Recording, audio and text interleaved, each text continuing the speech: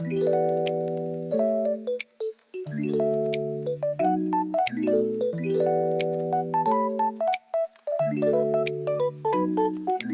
it's Wednesday, and that means it's reset day, which me and my friend are always really excited to go, because that means we get new problems to try. And this is the wall for this week. Looks nice, doesn't it? Now before I actually share the climbs, I want to share a little bit of climbing knowledge for everyone who isn't too familiar. This hold is a jug, it's a deep hold, and it's really nice to grab. Next up are crimps. They're really small, you can only fit up to your first finger digit, and you can hold them either in a full crimp with your thumb, and half crimp without it, and a drag, where you only use the middle three fingers. These next ones are slopers, which as the name implies are very slopey. They're very slippery, and they come in all shapes and sizes. And they're very hard to hold, so get some muscles. This is a pinch. They're basically crimps, but you can use your thumb at the same time, so they're technically better, and they can be bigger too. This is a pocket hold. You can only really fit 2 or 3 fingers at once in these. Get your mind out of the gutter. This is a foothold. It's way too small for your hands, so you just use your feet on them, unless you're a fucking psychopath. Foreshadowing. A literary device in which a writer gives or the setter's evil. Device in which a writer gives advanced hints. Lastly are volumes, which some people also call universals. The setter usually uses this to add extra shape to the climb, and they can also add holds to them too. You can also use them for yourself. And with that knowledge, we can finally get to the climbs. So this is a bit of a warm-up for me. This is only V2, but I'll be honest, it doesn't feel like V2. This is, at least the end is way harder than I think what the grade should be. As you can see here, I start struggling and gets to a point where I kind of feel stuck. But we get there.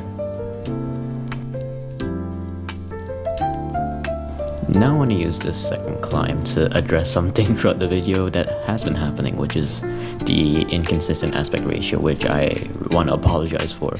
I've been filming this on my phone, and well, because of how the climbs usually go, they're taller than they are wide. So a lot of these shots were filmed in a 9:16 aspect ratio, also because of Instagram. But yeah, I want to address this now, so sorry if the aspect ratio keeps changing. But yeah, that's my second warm-up. And now that I'm fully warmed up, I start taking off my jacket, because I'm starting to sweat a little in these climbs. Now moving on to V3, which is my normal warm-up difficulty, but since they just resetted the wall, I wanted to help them test out all of the climbs. So to see whether they fit the grade, whether I think it's harder than it should be, and just general practice. And to be honest, this is so much easier than the green one. I am not joking when I think this is an easier grade. But there we go, nice and smooth. Now while I was doing some of those climbs, here's my friend trying to do another V3. She takes a lot of time when it comes to these problems, so here's a little time lapse with her trying to figure out the start. She's not really good with these inclines, so it took her a bit, but she got it in the end. I decided to do the last V3 on this wall so my friend could continue figuring out the white one.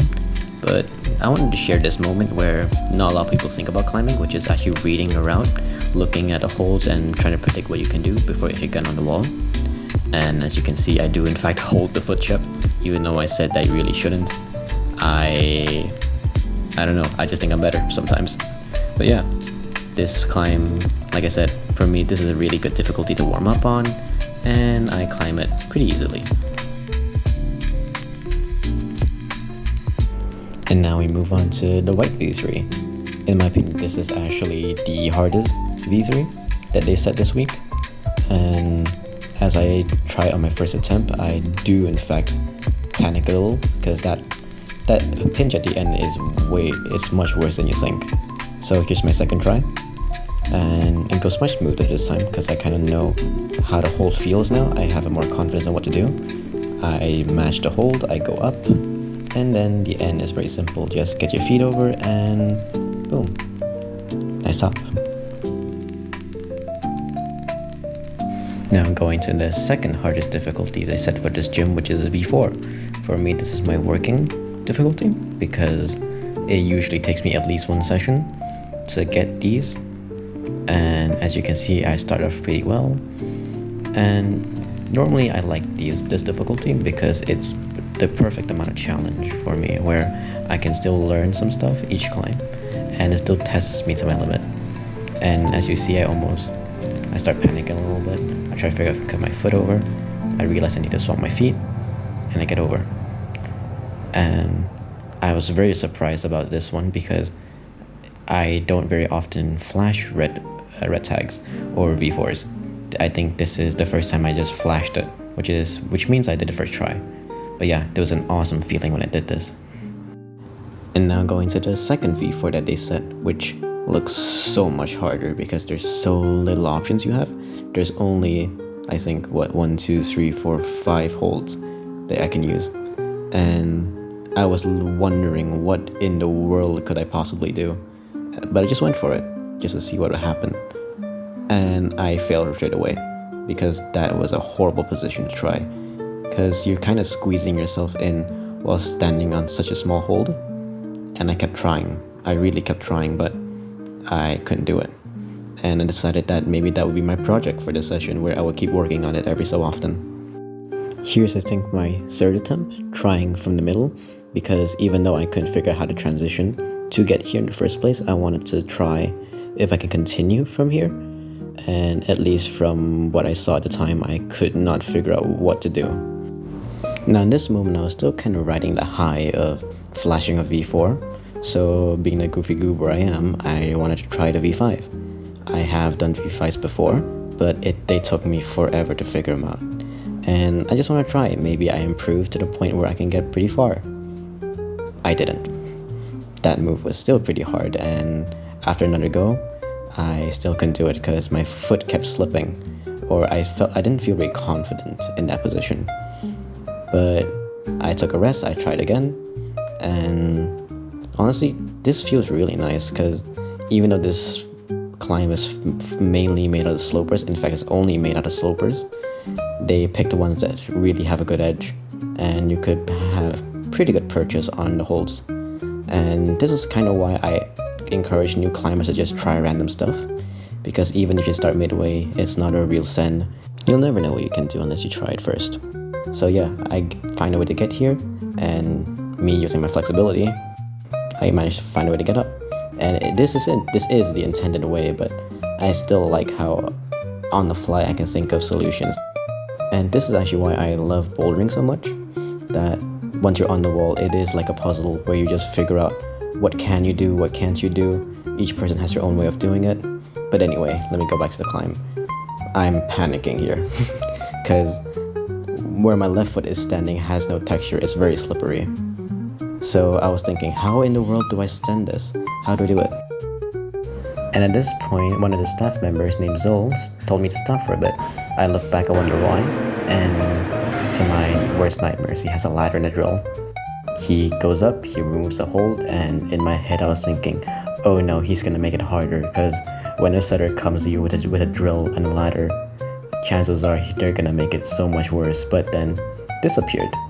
He put down a second hold, and my heart just, all the pain went away, because when I saw this, oh, he's gonna make it easier actually. Now while he was up there, he also changed something else.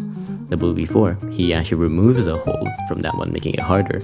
And as you can see from my friend's reaction, she is a little distraught, seeing that she's already working on it, she hasn't sent it yet, and they're already making it harder by removing a hold.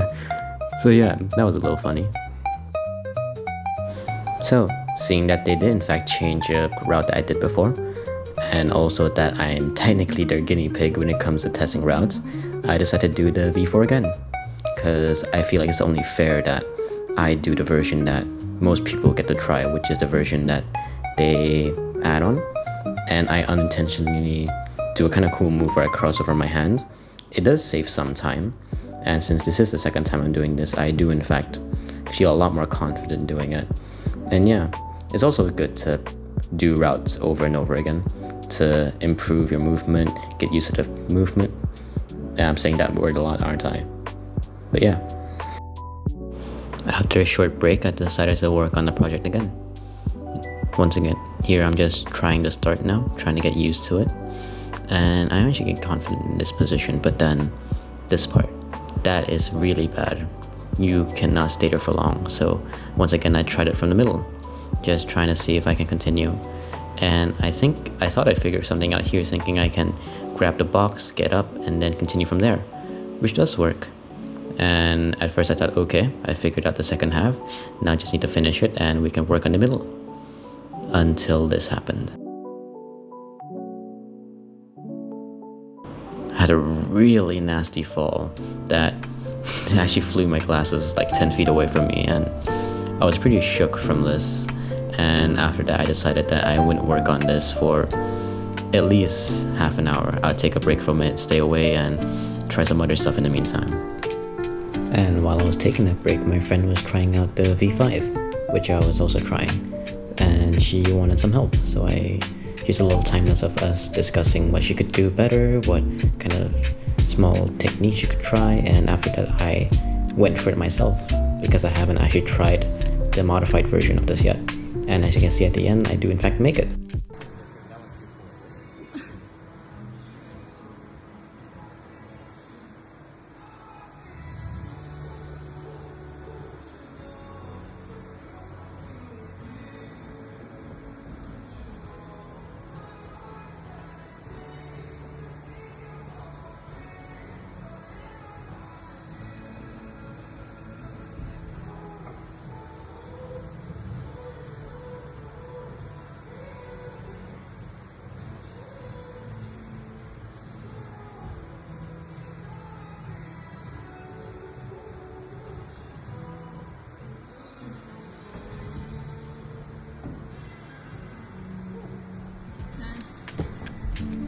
Moving on to my actual project now, which I've been working on for about 2 weeks.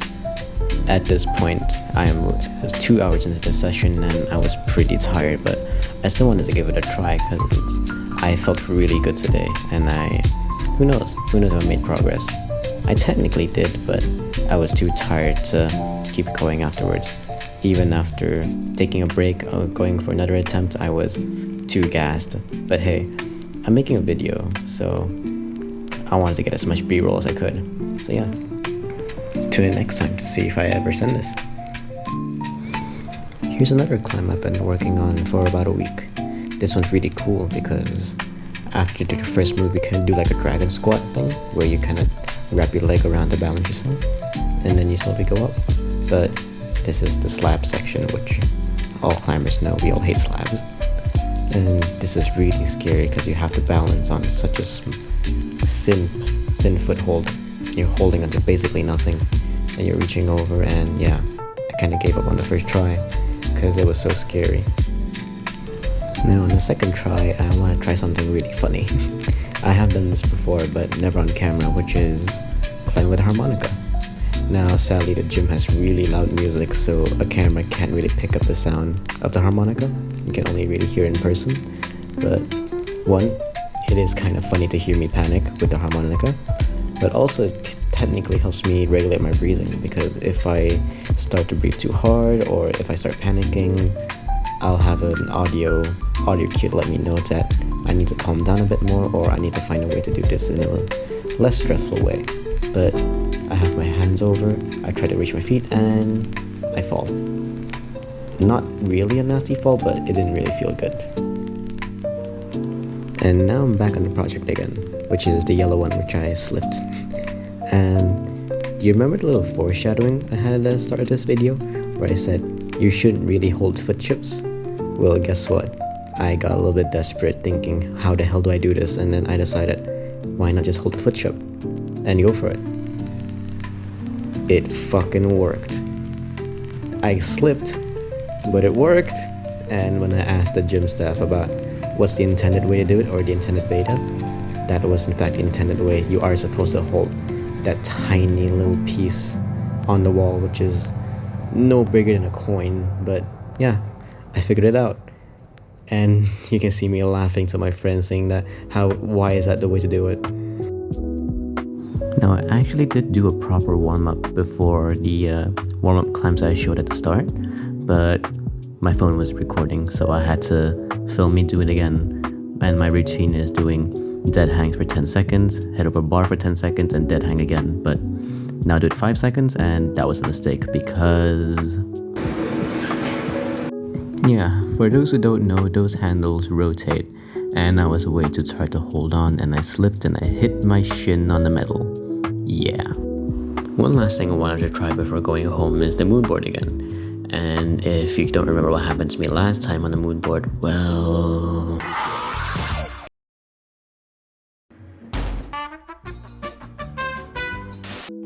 But I have gotten a lot better since last time, and I wanted to prove to myself and use the moonboard as a test to see how much stronger I've gotten since my last session. And I'll let the video do the talking.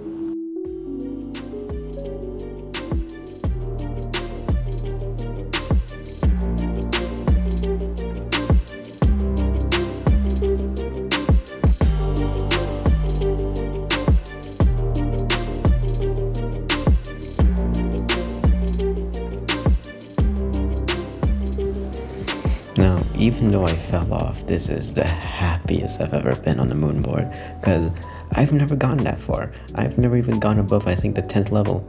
And yeah, I ran out of B-roll, so here's a video of me climbing from a few weeks back. But yeah, I can't explain how amazing that felt to be able to make progress on the moonboard and being able to at least do more than 2 moves.